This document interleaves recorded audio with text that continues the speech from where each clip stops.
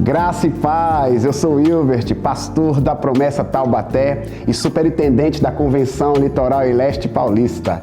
Estou aqui para dizer a vocês que eu sou um amigo da missão. Seja você também parceiro nesse importante projeto, seja um amigo da missão. Aproveito para lhe convidar para também acessar o nosso site, amigodamissão.org. Deus abençoe a todos. A paz do Senhor Jesus, meu irmão, minha irmã, a paz do Senhor, povo promessista. Estamos iniciando este último programa da série Fundamentos da Fé Promessista. Estamos mais ou menos aqui há 10 semanas falando com vocês, abordando com vocês, lendo o texto das Escrituras Sagradas sobre fundamentos da nossa denominação.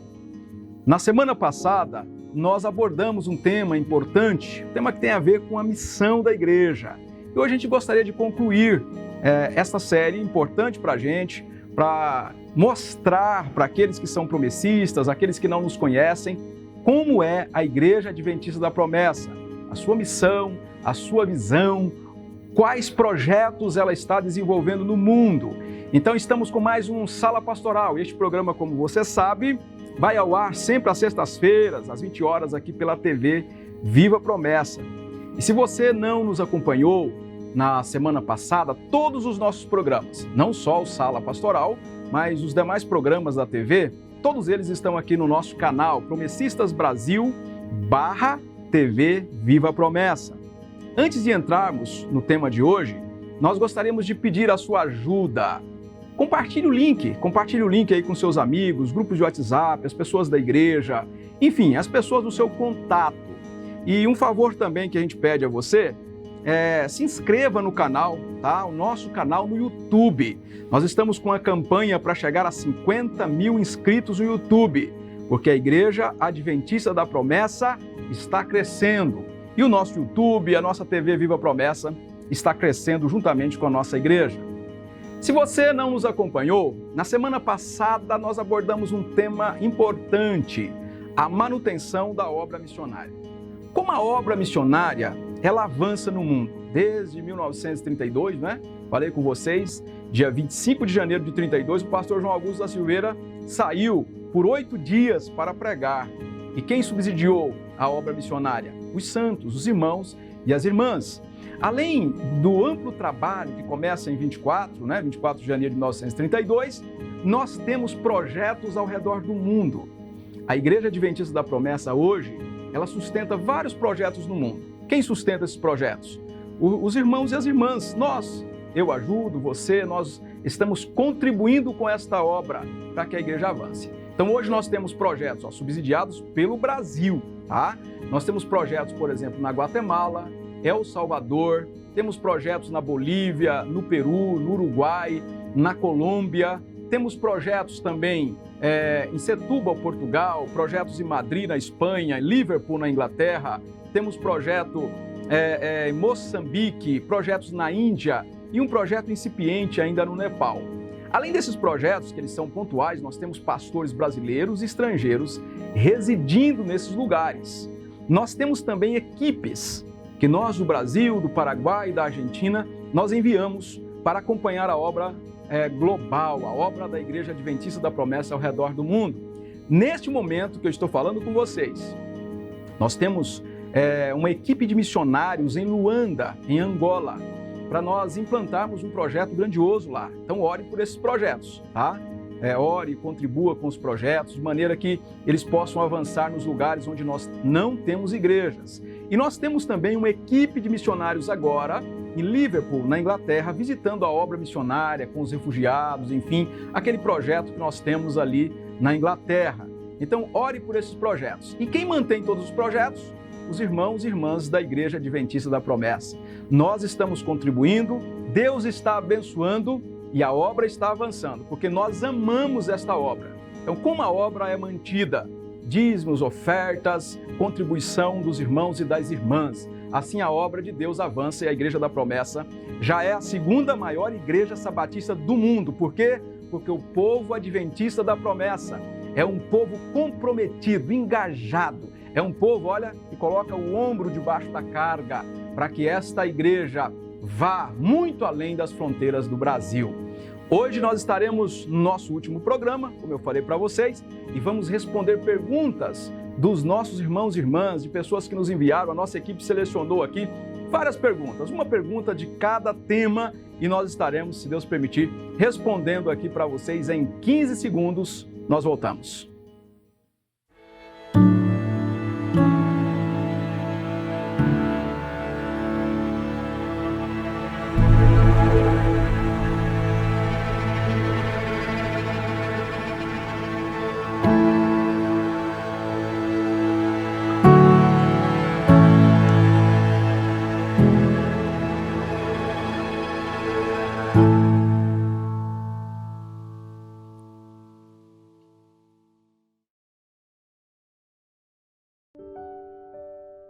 Olha aí, tivemos 15 segundos, você teve a oportunidade de compartilhar o link, se inscrever, tá? Se inscreva no nosso canal no YouTube. E também, se você sentir no coração, dê aquele like aí para este programa, para que este programa também seja impulsionado de maneira que ele chegue mais longe ainda. Então acompanhe com a gente, envie o link, dê o seu like, além das orações dos santos. Vamos então procurar responder algumas perguntas. E a nossa primeira pergunta é sobre o nosso primeiro programa, o Retorno Glorioso de Jesus. A Diele, ela faz a seguinte pergunta, e a nossa equipe selecionou, dentre várias perguntas, esta pergunta. Quanto ao dia e a hora, ninguém sabe, nem os anjos do céu, nem o Filho, senão somente o Pai. Pergunta: se Jesus é onisciente, como ele disse que não sabia do dia e do retorno do Pai, ou somente o Pai? Ele não sabe de todas as coisas? Esse texto está em Mateus 24, que nós selecionamos aqui. Mateus 24, no seu verso 36, que é o texto que nós lemos. Mateus 24, 36, vai dizer o seguinte: quanto ao dia e hora, ninguém sabe, nem os anjos do céu, nem o Filho do Homem, senão somente o Pai. Bom, Jesus é onisciente. É onisciente. Jesus não perde os seus atributos, que nós chamamos de incomunicáveis, né? Onisciência, onipresença e onipotência, eternidade e outros atributos incomunicáveis. Ele perde, Jesus ele esvazia a si mesmo, conforme Filipenses, mas ele não perde, ele não perde os seus atributos. Então, na terra, Jesus é completo, onisciente, onipresente e onipotente. Porém, Jesus, ele tem uma natureza humana. Com a natureza humana, Jesus é 100% humano. Não é uma natureza humana deificada, ou seja, Deus entra na natureza humana. Não é isso, é natureza humana definida, natureza divina. Jesus é uma pessoa com duas naturezas, tá bem? Este versículo é de difícil interpretação. Existem pelo menos 5 interpretações para este versículo. A que mais se aproxima da maneira como nós pensamos é esta que eu passo a explicar agora para vocês. Vamos lá. Se você considerar, por exemplo, a Trindade, já falei das duas naturezas de Jesus. A Trindade, nós temos três pessoas distintas, uma só natureza, essencial. Em Jesus, nós temos uma pessoa e duas naturezas, não são duas pessoas. Então, na Trindade, existem particularidades da Trindade, que nós vamos chamar de intratrinitariana, que pertence a cada uma das pessoas da Trindade. Pertence ao Pai, ao Filho e ao Espírito Santo. É intratrinitariano. E existem particularidades trinitariana, que é de competência das três pessoas da Trindade. O que nós encontramos na Bíblia, que o retorno de Jesus, a data, o dia, o momento exato, é de responsabilidade do Pai. Não é do Filho, não é do Espírito, nem dos anjos, nem dos homens. E onde nós temos referências acerca deste texto ou desta ideia? Está em Atos dos Apóstolos, no capítulo 1, quando Jesus está fazendo a sua despedida, ele faz menção, os discípulos o indagam, né? Então ele faz menção de datas e tempos, tá bem? Atos 1, versos 6 e 7, que diz assim, olha: então os que estavam reunidos lhe perguntaram: Senhor, é nesse tempo que vais restaurar o reino a Israel? Ele lhes respondeu: não lhes compete saber os tempos ou as datas que o Pai estabeleceu pela sua própria autoridade. Existem coisas que é de competência do Pai, da autoridade do Pai. O retorno de Jesus é uma delas. Então a gente não sabe, mas há um mistério na Trindade, na intratrinitariana, tá? É interno, que nós não sabemos, não nos foi revelado. Mas há um mistério. Algumas coisas pertencem ao Pai, ao Filho e ao Espírito Santo. Por um outro lado, eu volto aqui sobre as duas naturezas do Salvador. Se Jesus é 100% humano, na natureza humana ele não sabe de todas as coisas.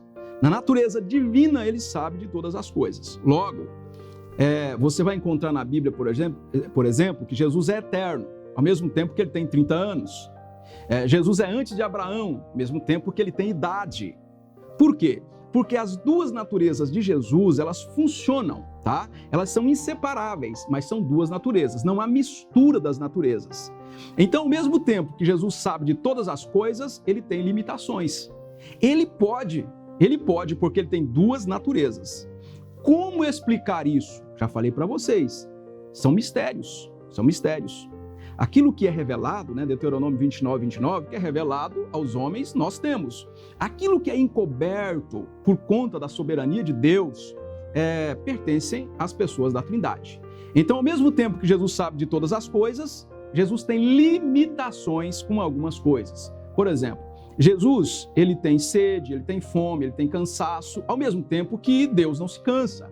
Então, as duas naturezas de Cristo, elas permitem, né, ou permite a Cristo falar. Em algum momento você percebe claramente que ele está se referindo a uma natureza humana que é limitada. E em algum momento, a natureza divina, que é ilimitada, inclusive perdoando pecados, inclusive acalmando ventos, enfim, aquilo que é da natureza divina. Então Jesus sabe de todas as coisas, ao mesmo tempo que Jesus tem limitações. Jesus não mente, porque Deus não mente de forma alguma. Se mentir, inverte a pessoa de Deus. Deus não pode mentir.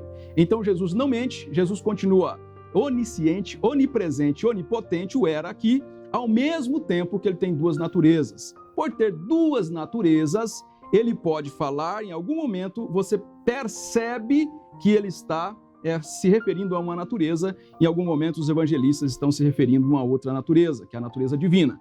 Divino e humano numa só pessoa. Ao mesmo tempo que datas, épocas, tempos são de responsabilidade do Pai, não do Filho. E aí eu volto a dizer, algum homem poderia marcar a data do retorno de Jesus? Não. Por quê? Porque é de competência do Pai. Bom, esta é a resposta que nós temos. Jesus continua onisciente, sabendo todas as coisas, ao mesmo tempo que tem limitação na sua natureza humana.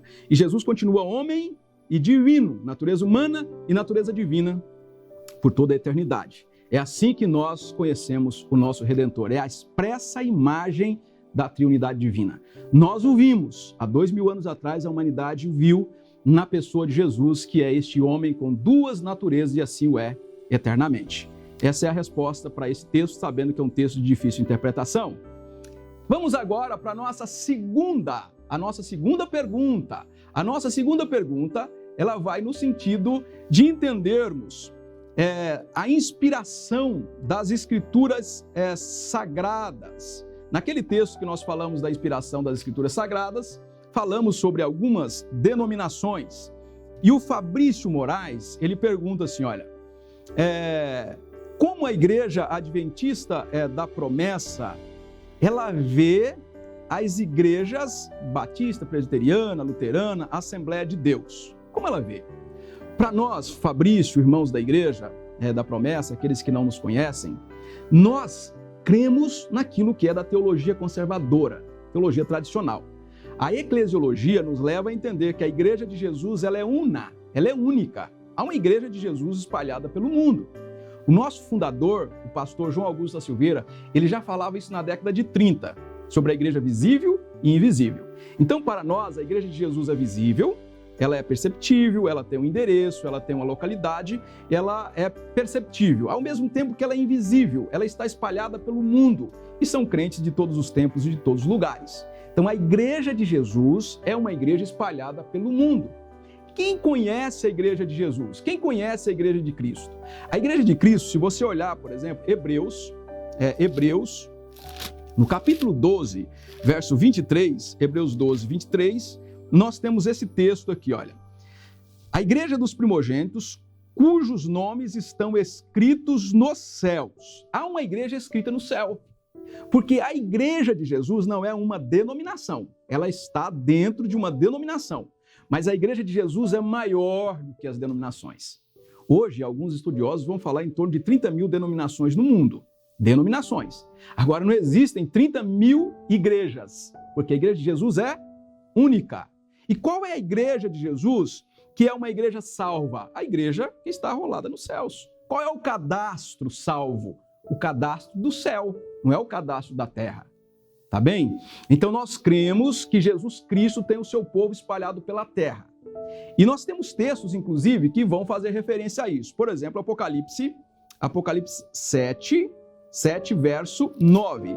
Em Apocalipse 7, verso 9, nós temos aqui esse destaque. Olha, depois disto olhei, e diante de mim estava uma grande multidão que ninguém podia contar. Veja o destaque, olha, de todas as nações, tribos, povos, línguas, em pé diante do trono e do Cordeiro, com vestes brancas e segurando palmas em suas mãos. Então João, ele vê uma grande multidão, olha, de todas as nações. Então Jesus tem salvos em todas as nações. Jesus tem salvos em todas as tribos, todas as línguas, todos os povos. É o que nós temos nas Escrituras Sagradas. Então os salvos estão espalhados pelo mundo, porque a igreja é única. As denominações, elas são diferentes e são muitas, são múltiplas, tá? Então Jesus tem salvos em todas as nações da terra. Agora, quais são as características desses salvos? Nós encontramos também em Apocalipse, e eu selecionei para vocês aqui, olha, Apocalipse 14, é um texto conhecido. 14, verso 12, olha. Aqui está a perseverança dos santos, os que obedecem os mandamentos de Deus e têm a fé em Jesus. Os salvos no mundo são caracterizados pela fé exclusivamente em Cristo Jesus e pela obediência. Então Jesus tem salvos espalhados pelo mundo, as denominações pregam o evangelho, nós entendemos que a promessa prega o evangelho e as suas doutrinas estão intimamente relacionadas com as escrituras sagradas de Gênesis a Apocalipse. Porém, nós entendemos que os salvos estão espalhados pelo mundo inteiro, tribos, línguas e nações, conforme diz a Bíblia. E quais são as características desses salvos? Fé exclusiva em Jesus e obediência aos mandamentos de Deus. Essas são as características dos salvos. Aí alguém poderia perguntar, mas Jesus tem salvos em outros lugares, em tribos e tribos isoladas? A Bíblia fala isso, irmãos. Deus pode salvar as pessoas conforme lhe apraz. Ele é Deus. O que nós encontramos na Bíblia, e a Igreja da Promessa, ela caminha até onde a Bíblia fala. Onde a Bíblia silencia, nós também vamos nos silenciar, tá bom? Então a Bíblia diz o seguinte, os salvos estão espalhados pelo mundo, a igreja é una, as denominações são muitas, existem denominações falsas e verdadeiras. As denominações verdadeiras pregam o evangelho. E quais são as características dos salvos que estão nessas denominações? Fé exclusiva em Jesus e os mandamentos de Deus. Então essa é a nossa resposta para a pergunta do Fabrício. Vamos agora para a terceira pergunta. A terceira pergunta ela vem sobre o sábado. O Adenilson Santos, ele pergunta assim, olha, onde está escrito no Novo Testamento que temos que guardar o sábado, que temos todos os mandamentos no Antigo Testamento repetidos no Novo, menos o sábado. Por quê? Por quê? Bom, Edenilson, toda a Bíblia ela foi escrita no Novo Testamento, claro, num ambiente judaico. Todos os irmãos eram judeus, tá? E eles tinham conhecimento, especialmente na década de 30. Estamos falando ali da época da crucificação. Então, a Bíblia é escrita 30 anos depois, começam ali os textos bíblicos do Novo Testamento.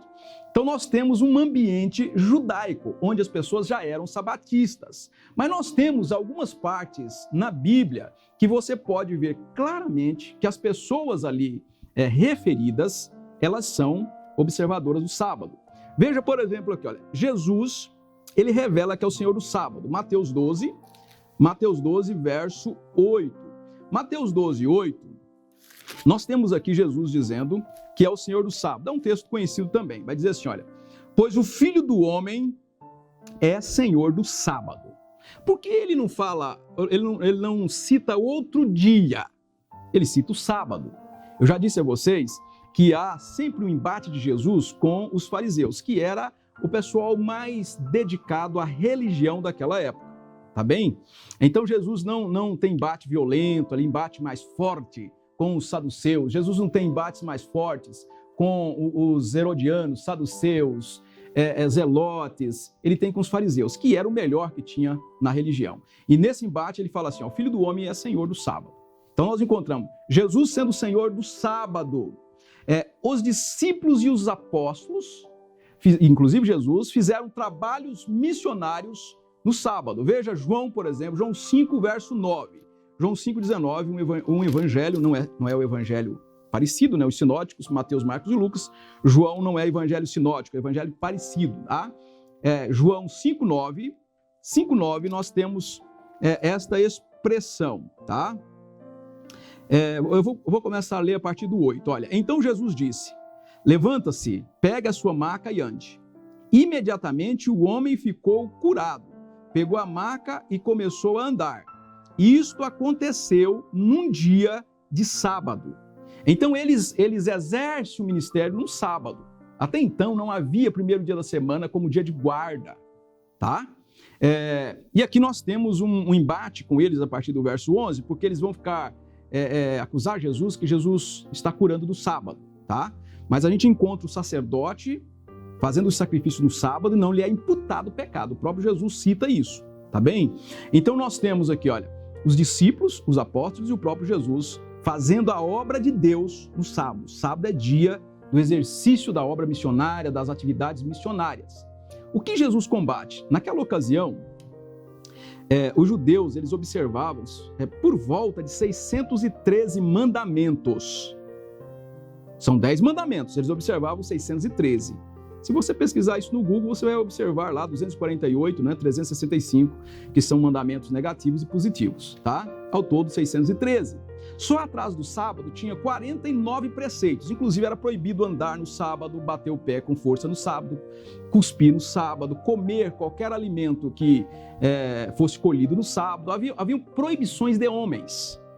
Jesus combate as proibições de homens, mas Jesus não combate o sábado, o quarto mandamento, como dia de descanso, como dia do Senhor. Tanto que Jesus observa o sábado e os discípulos dele também observam o sábado. Olha, Jesus fez do sábado um dia especial de culto. Um dia especial de culto. Veja, por exemplo, Lucas, agora um evangelho sinótico. Lucas 4, versos 16. E versos 16, depois do 31. Diz assim, olha, ele foi a Nazaré, onde havia sido criado, e no dia de sábado entrou na sinagoga, como era o seu costume. Sábado, Jesus ia à igreja, à sinagoga. Jesus não vai à sinagoga no primeiro dia de semana. Ah, mas é porque estava fechada no primeiro dia da semana. Então, mas por que Jesus não dá uma ordem expressa? A partir da minha ressurreição, será no primeiro dia da semana ou no domingo. Jesus vai no sábado, como era de costume. Veja ainda o 31. Então ele desceu a Cafarnaum, cidade da Galileia, e no sábado, maravilhados com o seu ensino. Então ele desceu a Cafarnaum, vou repetir, cidade da Galileia, e no sábado começou a ensinar o povo. Todos ficaram maravilhados com o seu ensino, porque ele falava com autoridade. Então no sábado ele vai a Cafarnaum e ele vai à sinagoga. Não é o templo, a sinagoga estava espalhada, muitas sinagogas no mundo conhecido ali no Oriente Médio. O que mais nós temos aqui? Olha, Lucas capítulo 6, verso 6. Diz assim, olha, no outro sábado ele entrou na sinagoga e começou a ensinar. Estava ali um homem cuja mão direita era atrofiada. Ele vai no sábado e ensina o povo no sábado. Então o sábado era o dia de Jesus frequentar a igreja e exercitar a misericórdia ainda.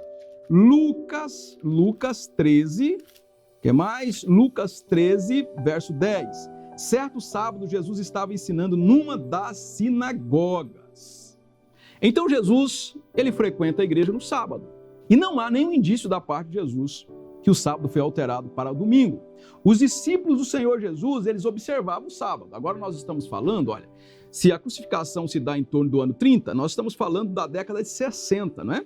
Paulo vai escrever as cartas ali por volta de 62, 63, né? Antes ali do incêndio de Roma, ele está escrevendo as cartas. Então, 30 anos depois, 34 anos depois da crucificação, não há menção de troca, irmãos, do sábado para o domingo, não há menção. Paulo continua, as viagens missionárias, elas vão acontecer na década de 40 para a década de 50. O registro vai acontecer lá. Mas você não encontra uma evidência de mudança do sábado para o domingo por conta da ressurreição do nosso Salvador. Veja Atos, por exemplo. Existem muitos outros textos, eu vou ler só alguns aqui por conta do tempo, né? Senão tem que ficar pedindo para eles aqui um plus aqui de mais tempo e a gente acaba tendo uma limitação de tempo porque o nosso programa é um programa de 30 a 40 minutos. Vamos lá. Atos dos Apóstolos, eu vou pegar capítulo 13, né, que é o envio ali de Paulo e Barnabé. A igreja de Antioquia está orando e jejuando, o Espírito envia os dois missionários. Capítulo 13, verso 14, diz assim, olha, de Perge prosseguiram até Antioquia da Pisídia. No sábado entraram na sinagoga e se assentaram. Olha, se eles estão numa viagem missionária décadas depois, por que eles então não fazem a reunião deles no domingo? No sábado? Então, Atos dos Apóstolos 62, escrito, não há alteração até aqui, tá? Então, assim, o cânon bíblico é fechado e a gente não tem alteração do sábado para o domingo. Atos 13, 27. O povo de Jerusalém e seus governantes não reconheceram Jesus, mas ao condená-lo, cumpriram as palavras dos profetas que são lidas todos os sábados, não todos os domingos, todos os sábados, tá? Ainda o verso 42. Quando Paulo e Barnabé estavam saindo da sinagoga, o povo os convidou a falar mais a respeito dessas coisas no sábado seguinte. Então nós temos, mesmo em igrejas já gentílicas, nós temos o pessoal se reunindo no sábado, ou em sinagogas, no mundo gentílico, o pessoal se reunindo no dia de sábado. Não há reunião na sinagoga ou em uma casa organizada, onde tem uma igreja caseira, no domingo. Ainda o verso 44, olha, 13:44 de Atos. No sábado seguinte, quase toda a cidade se reuniu para ouvir a palavra do Senhor. No sábado seguinte, tá? Temos ainda o 15:21. Atos 15, 21. Estamos falando de viagens expansionistas, viagens missionárias, mundo gentílico, e eles poderiam então dizer, olha gente, tem um engano aqui, nós vamos colocar o domingo. Não tem. Todos os textos, eles estão indicando que a reunião do povo de Deus era no sábado, com pequenas exceções, onde nós temos orações no primeiro dia da semana, mas você não tem um culto organizado no primeiro dia da semana, pelo menos no primeiro século da era cristã. Só vai acontecer em 115 depois de Cristo. A própria igreja de Antioquia, né, Inácio, ele começa então a fazer cultos no primeiro dia da semana. 115 depois de Cristo, depois 165, pouquinho antes de 165 depois de Cristo, um segundo pastor passa a fazer culto também no domingo. Até então a igreja sempre fez culto no sábado porque ela entendeu que era o dia do Senhor, era o dia do descanso. 15:21 vai dizer o seguinte: pois, desde os tempos antigos, Moisés é pregado em todas as cidades, sendo lido nas sinagogas todos os sábados. Mais uma referência em que no sábado é o dia da leitura pública da lei. 17, verso 1 de Atos. Diz assim, segundo o seu costume, Paulo foi à sinagoga e por 3 sábados discutiu com eles com base nas Escrituras. Aqui Paulo já está em Tessalônica. Verso 16. Tessalônica, nós temos ali o capítulo 16, Filipos, 17, Tessalônica. E o apóstolo Paulo ainda está se reunindo no sábado. Ainda temos aqui, para terminar, 18, verso 1. Já em Corinto, olha. Depois disso, Paulo saiu de Atenas e foi para Corinto. Ali encontrou um judeu chamado Áquila, natural do Ponto, que havia chegado recentemente da Itália com Priscila, sua mulher. pois Cláudio havia ordenado que todos os judeus saíssem de Roma, pois foi vê-los. E uma vez que tinham a mesma profissão, ficou morando e trabalhando com eles, pois era um fabricante de tendas. Todos os sábados, ele debatia na sinagoga e convencia judeus e gregos. Nós temos Paulo aqui no capítulo 18, indo à sinagoga debater acerca de Jesus, tá? Não é acerca se o sábado era para ser guardado ou não, até porque Paulo era sabatista. E para terminar, Jesus tinha grande preocupação, tá? Jesus tinha grande preocupação que os discípulos transgredissem o sábado. Veja uma outra leitura de Mateus 24. Mateus 24, nós temos então o sermão profético, né? 24 e 25. Nós temos o sermão profético e Jesus vai dizer o seguinte, 24, verso 20. Orem para que a fuga de vocês não aconteça no inverno, nem no sábado. Por quê? Porque no sábado era dia de descanso. Os judeus estavam descansando nesse dia. Eles iam à sinagoga e eles exerciam a misericórdia conforme o ensino de Jesus, tá? Desde o Antigo Testamento, sábado é Deus no centro, o homem no centro, e Jesus diz que a misericórdia está no centro do sábado. Então nós temos Deus, o homem e a misericórdia. Veja que Jesus está aqui ele está ministrando aos seus discípulos, proferindo o sermão profético. Isso vai acontecer, conquanto parte do sermão profético é para a escatologia, para o escatom, para o tempo do fim, nós temos um cumprimento imediato do sermão profético, que vai acontecer no ano 70, depois de Cristo. Vejam bem, no ano 66, Jerusalém é sitiada pelos romanos. São 4 anos em que Jerusalém ela é sitiada, atacada, e ela é vencida 4 anos depois. Jesus faz aqui, ele profere o sermão profético e ele diz assim, olha, que a fuga de vocês não aconteça no sábado. Por que ele não fala no domingo? Uma vez que é um sermão profético lá para o ano 70, 40 anos depois da crucificação, irmãos. Porque para Jesus o sábado seria guardado de forma perene. 40 anos depois, na década de 70, o sábado ainda seria guardado pelos judeus, pela igreja, e Jesus disse, olha, a fuga não deve acontecer no sábado, porque senão vocês terão dificuldades, porque os judeus caminhavam, tinha uma limitação por conta daqueles 613 mandamentos, uma limitação de caminhada no sábado, mais do que 1.000 metros, né, no sábado. Então é isso, o sábado continua sendo uma verdade para todo o tempo. Nós encontramos no Antigo Testamento e no Novo Testamento. No Novo Testamento, os irmãos são sabatistas, tá? E no começo do 1º século, praticamente a cristandade era sabatista, com pequenas exceções, e nós vamos ter só uma mudança mesmo, definitiva, no dia 7 de março de 321, pouquinho antes do Concílio de Nicéia, quando o próprio imperador Constantino, ele dá uma martelada e ele diz que está dando prejuízo praticamente, inclusive tem um documento isso, nós temos documentos no Vaticano que eles vão demonstrar isso, e tem um livro, tá? Nós temos um livro na nossa biblioteca aqui que fala deste documento, e não é livro escrito por adventista, por promessista, enfim, por batista do 7º dia, livro escrito por luterano, dizendo que no dia 7 de março de 321, Constantino bate o martelo e faz um decreto trocando o sábado pelo domingo para que o pessoal pudesse plantar, colher no sábado e inclusive ir à guerra no sábado. Bom, quarta pergunta que nós temos aqui. A quarta pergunta vem do Ledo Pereira, tá? Ele vai dizer o seguinte, olha, tem uma dúvida sobre Gênesis 4:10. Vamos para Gênesis 4:10?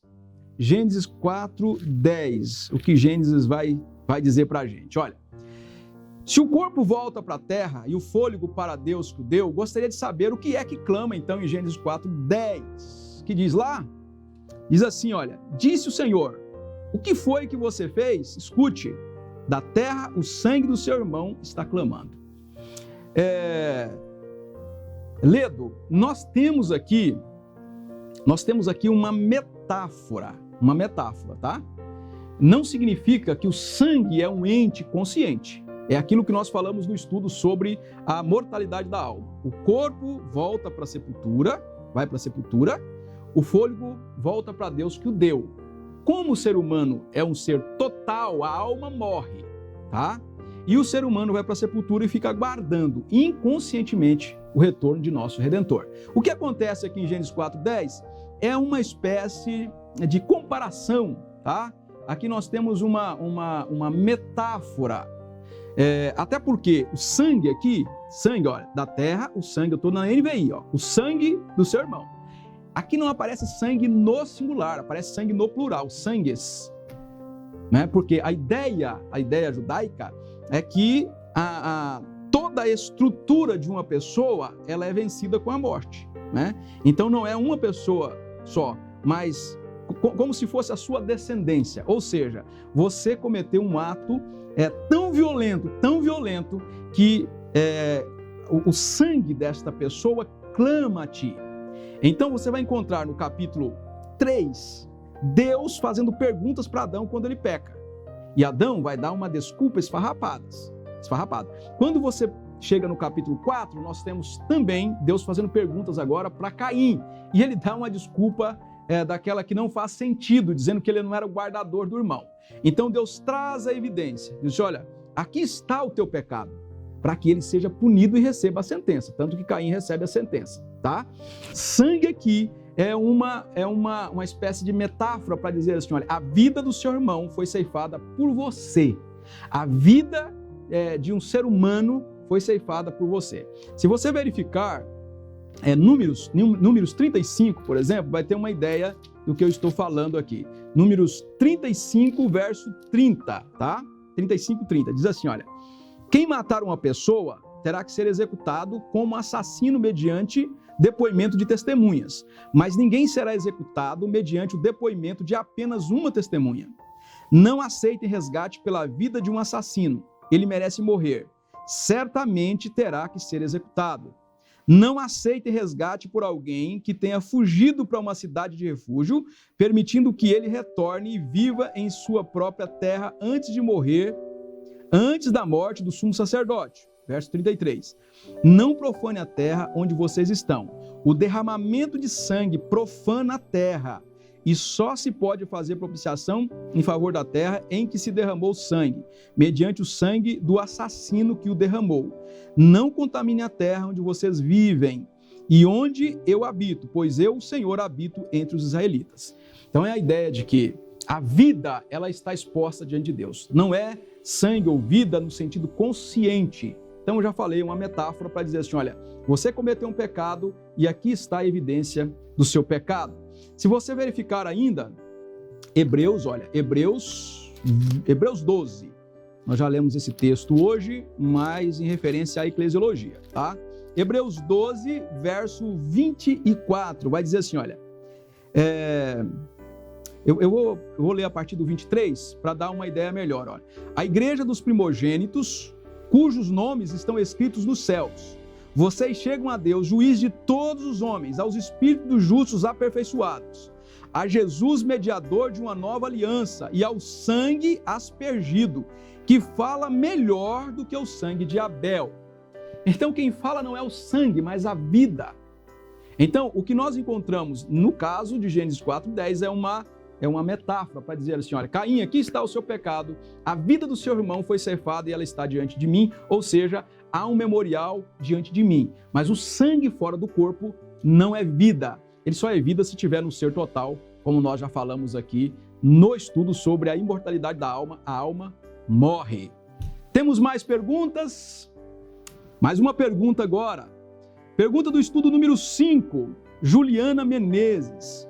Como podemos contestar aqueles que dizem que o Espírito Santo é apenas uma força e não é Deus? Bom, nós cremos, irmãos e irmãs, que o Espírito Santo é uma pessoa. Nós temos Pai, Filho e Espírito, tá? Espírito Santo. São 3 pessoas distintas, numa só natureza essencial, tá? Ao mesmo tempo que Deus é único, tá? Conforme diz Deuteronômio. Deuteronômio vai dizer que Deus é o único Senhor. Então, é o único Deus, 3 pessoas distintas. E as 3 pessoas são eternas. São eternas, tá? Distintas e eternas. E por que o Espírito Santo não é uma força? Vejam bem, olha. 1 Coríntios 2:10, nós temos aqui um indicativo de que uma força, tá? Uma força, ela não pode receber esse tratamento. Eu estou aqui, vamos ver se eu consigo exemplificar. Estou aqui com o celular, tá? Imagine que esse celular é uma força. Se eu passo próximo a esse celular, eu não o cumprimento, não há problema. Ele não tem sentimento, ele não pensa, é um objeto, Agora, quando eu passo perto de uma pessoa, imagine que uma pessoa esteja sentada numa cadeira próxima a mim. Se eu cumprimento 2 ou 3 pessoas e não cumprimento esta pessoa, a pessoa vai pensar, ou ele não me viu, ou ele está chateado comigo. Porque é uma pessoa que tem reação, que tem ações e reações pessoais. E ela precisa ter, então, intelecto, sensibilidade e vontade. Sensibilidade e desejo. Então, ela tem pensamento, ela deseja as coisas e ela realiza as coisas. É uma pessoa independente de ser espiritual ou uma pessoa terrena, uma pessoa corpórea. Tá bem? Então, em 1 Coríntios, capítulo 2, verso 10, nós temos aqui, olha. Mas Deus o revelou a nós por meio do Espírito. O Espírito sonda todas as coisas, até mesmo as profundezas de Deus. Verso 11, olha. Pois quem conhece o pensamento do homem, a não ser o Espírito do homem que nele está, da mesma forma, ninguém conhece o pensamento de Deus, a não ser o Espírito de Deus. Nós, porém, não recebemos o Espírito do mundo, mas o Espírito procedente de Deus, para que entendamos as coisas de Deus, que nos é dado gratuitamente. Então, quem nos revela é o Espírito. Como que uma força vai nos revelar? Uma força inconsciente. Precisa ser uma força consciente. Se é uma força consciente, é uma pessoa. Não existem forças conscientes que não são pessoas, tá? Então, para nós não é uma força ativa de Yahvé, é uma pessoa. Por quê? Porque ele é consciente. Ó, ele tem consciência própria. Vou ler rapidamente aqui, nós temos muitos textos, e aí depois, se vocês quiserem, nós podemos enviar os textos aí para vocês, mas lá no Doutrinal tem tudo isso, tá? Com muito mais profundidade no sentido de textos bíblicos, comentários, etc. João 16, verso 13, vai dizer assim, olha, mas quando o Espírito da verdade vier, ele os guiará. Como uma força guia? Precisa ser uma pessoa. Veja ainda o 14, ele me glorificará. Então, só um ser consciente pode glorificar conscientemente, pode guiar pessoas. Então nós entendemos que o Espírito tem consciência própria. 1 Coríntios 12, 11, nós também temos aqui o Espírito Santo tendo vontade própria. Diz assim, olha, todas essas coisas, porém, são realizadas pelo mesmo Espírito. Ele as distribui, no caso dos dons espirituais, individualmente a cada um como ele quer. É uma pessoa, uma força inconsciente não pode fazer isso. E nós temos muitos outros textos, por exemplo, onde ele tem vontade própria, ele tem sentimentos. Efésios 4, verso 30, não entristeçais o Espírito Santo. Como que eu vou entristecer um objeto ou uma força? Entristeço pessoas. Jesus diz, eu enviarei outro Consolador. Quando ele fala outros, ele usa uma palavrinha que é um outro igual, porque existe o outro diferente, tá? Halos e héteros, tá? Héteros é outro diferente, halos, outro igual. Ou seja, se o Espírito Santo for uma força, Jesus também é uma força. E ele é tratado com pronomes pessoais. Então, para nós, o Espírito Santo é um ser pessoal. E para finalizar, quem peca contra o Pai, né? Jesus vai dizer, tem perdão, contra o Filho tem perdão, homens, mas quem peca contra o Espírito Santo não tem perdão nem nesse século e nem no porvir. Ora, como eu vou pecar contra uma força e esse pecado é imperdoável? Nós estamos falando de uma pessoa e de uma pessoa da Santíssima Trindade. Bom, nós temos mais uma pergunta, e a nossa última pergunta daquilo que o nosso pessoal aqui selecionou para a gente, vem do Hélio Silva. O Hélio vai dizer o seguinte, se a justificação é pela fé, qual a finalidade de guardarmos a lei moral dos 10 mandamentos que nós ensinamos, né? E tem importância, e qual a importância para a vida cristã? Ô Hélio, vamos lá. Nós temos nas Escrituras Sagradas, nós temos várias etapas para a salvação. Dentre as etapas, eu vou destacar as 3 principais. Imaginem que sejam 3 colunas principais, tá? Do plano de redenção. A justificação, a santificação e a glorificação. A obediência está na santificação, não está na justificação. Eu preciso guardar os mandamentos para ser salvo? Não. A salvação é um ato em Cristo Jesus na cruz do Calvário. Eu creio nele. eu sou salvo. Primeira etapa. Segunda etapa da salvação, eu entro agora na santificação. Quem é salvo precisa andar em santidade.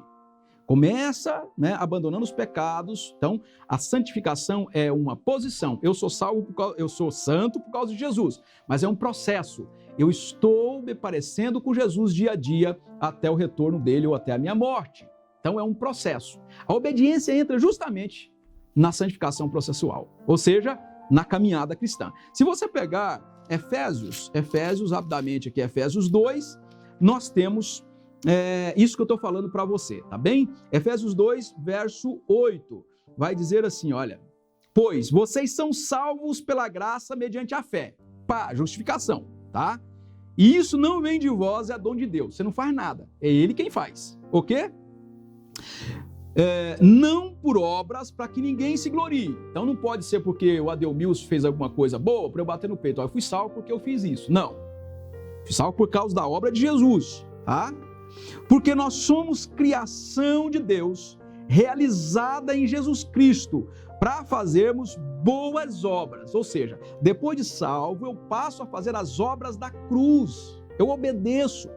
Como um crente como ele evidencia a salvação? Pelas obras. Onde entram os mandamentos? Nas obras, na santificação, no pós-justificação. Então, todo salvo precisa obedecer. Todo salvo precisa obedecer. Olha, as quais Deus preparou antes para que nós as praticarmos. Então, eu sou salvo em Cristo, carimbado. Sou justificado. Todos os meus pecados são cancelados em Cristo Jesus. Eu não fiz nada, porque eu sou morto. Um morto não pode fazer nada. Depois que eu sou salvo, eu volto à vida espiritual. Então eu passo a obedecer os mandamentos de Deus, eu passo a ser obediente e essa obediência é duradoura. Cada dia eu preciso ser mais santo. Menos parecido com o mundo e mais parecido com o meu Redentor, com o meu Salvador. Então os mandamentos encontram o seu lugar na santificação. Nós precisamos observar os mandamentos. Eles não foram abolidos. Jesus demonstra que todos os mandamentos estão válidos para esse tempo e para todos os lugares. Então é importante que nós observemos os mandamentos. Bom, dentre muitas perguntas, o nosso tempo só nos permitiu abordar estas perguntas, mas se você tem outras perguntas, você pode enviar para a gente, nós podemos responder pessoalmente para vocês, tá bem? Você pode nos enviar, que nós estaremos aqui respondendo o nosso pessoal, ou eu mesmo farei essas respostas. Meus irmãos e minhas irmãs, nós estamos encerrando esta série, Fundamentos da Fé Promessista. Vários fundamentos, tá? Mas o nosso Sala Pastoral vai continuar, não termina aqui. A próxima série é uma série importante, por isso eu gostaria que vocês ficassem na expectativa. Nós vamos falar sobre a missão da Igreja Adventista da Promessa. O que nós estamos fazendo neste mundo? O que você pode fazer? O que o pastor pode fazer na igreja local, o que a convenção regional pode fazer, o que a geral no Brasil pode fazer, o que a aliança mundial pode fazer ao redor da terra. Nós vamos falar sobre a obra missionária, a missão da Igreja Adventista da Promessa. E nós precisamos, olha, nesta nova série, eu preciso que todas as igrejas adventistas da Promessa estejam conectadas, porque nós precisamos crescer e crescer rapidamente. Só abrindo um parênteses aqui, olha, a igreja está crescendo, está chegando em muitos lugares. Hoje eu estou falando aqui para vocês do nosso Centro Administrativo Adventista da Promessa na América do Sul. No dia 24 agora de maio, nós estaremos fazendo a inauguração desse centro. Este centro onde nós temos seminário, onde nós temos aqui as salas administrativas da América do Sul, o estúdio, enfim, nós temos o mini centro histórico, muita coisa boa nós temos aqui. Mas aqui é um lugar de fazer a missão, preparar os santos para a gente alcançar o mundo. Vocês não podem perder a próxima série, não podem perder a próxima série. Então eu gostaria que você estivesse comigo, tá bem? Posso contar com você? Coloque aqui no comentário assim, olha, Pastor Adel, pode contar comigo, pode contar com a minha família, pode contar com a minha igreja local. Coloque qual é a sua igreja local aqui. Vamos ver quantas igrejas locais estão conectadas com a gente nesta sexta-feira? Vamos lá? Vamos lá? Essa câmera aqui, não é? Olha, coloca aqui, ó. Eu sou da igreja lá de Gravataí, no Rio Grande do Sul, Prado Velho, em Curitiba, lá a igreja em Campo Grande, Missão em Cuiabá, Ji-Paraná, enfim, o que mais? Belo Horizonte, Salgado Filho, São Cristóvão, lá no Maranhão, tem muitas igrejas aqui. Tá bem? Coloque aqui, ó, eu sou desta igreja e nós vamos fazer a missão. Meus irmãos, nós vamos falar para vocês sobre os nossos planos, os nossos projetos, os nossos alvos. Deus está abençoando muito a Igreja da Promessa. E eu preciso desse pessoal aqui, olha, eu preciso de você. Eu preciso de você. Eu preciso de você para buscar o avivamento. Eu preciso de você para buscar a evangelização. Eu preciso de você para que nos sábados à tarde a gente saia animado para fazer a missão de Deus. Eu preciso de vocês, irmãos. Eu preciso de vocês. Nós só temos mais 20 meses de administração, irmãos. Eu preciso falar com você. Eu preciso falar com você. Vocês precisam ajudar os superintendentes regionais, os pastores locais. Vocês precisam ajudar o presidente geral. Vocês precisam ajudar a promessa no mundo. Nós precisamos de vocês. Podemos contar com vocês? Então nós vamos orar. Meu Pai de amor, graças te damos no final dessa série, Fundamentos da Fé Promessista, nesta caminhada. Pai de amor, nós te agradecemos por ter nos dado esta oportunidade de falar com os promessistas. Mas o Senhor sabe que o meu coração, ele pulsa pela missão da igreja. Agora é a hora de nós avançarmos, meu Deus.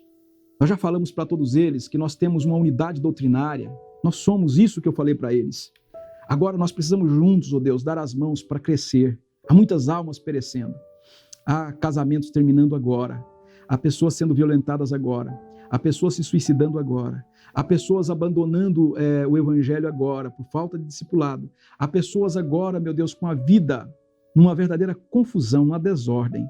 Mas nós temos a Igreja Adventista da Promessa no mundo para fazer esta obra. Então, meu Deus, eu oro por todos os meus irmãos, eu oro por esta igreja abençoada que nós amamos. Nós precisamos avançar, meu Deus, em nome de Jesus. Use cada igreja local, cada consagrado, cada presbítero, diácono, diaconisa, cada irmão, cada diretor de igreja, cada grupo de música, cada superintendente regional. Use todos os vice-superintendentes, secretários, tesoureiros, enfim, a diretoria geral, os nossos ministérios, para que essa igreja dê as mãos e ela caminhe em direção ao crescimento. Meu Deus, que essa próxima série seja, meu Deus, uma série que nos incomode para a evangelização. Incomoda o seu povo, aquele incômodo santo, meu Deus. A partir de mim, meu Deus, destrava os nossos lábios para a gente falar do evangelho para as pessoas. Em nome de Jesus, eu te peço, me ajude a fazer isso. Ajude os meus irmãos. Em nome de Jesus, amém, amém. Meu irmão, minha irmã, nós terminamos aqui o Sala Pastoral Fundamentos da Fé Promessista, mas a gente volta na próxima sexta, às 20 horas, tá bem? Uma nova série de pregações, ou uma nova série de estudos, abordagens sobre a missão da igreja. Se esse conteúdo foi bom, foi relevante, compartilhe agora mesmo, manda o conteúdo aí para as pessoas, para que elas possam ter acesso, tá? Se inscreva no nosso canal, dê o like. Outra coisa também, nós pedimos que você nos ajude, tá? Se você puder ajudar, amigosdamissão.org, seja um amigo da missão. Vamos sustentar esta obra, tá? Daqui uns dias eu vou falar para vocês o que Deus está colocando no nosso coração. Nós vamos ampliar a TV Viva a Promessa. Gente, precisamos da ajuda de todos vocês, tá bem? Deus abençoe, um abraço a todos e todas, até sexta-feira às 20 horas, se Deus permitir. Um ósculo santo, a paz do Senhor a todos.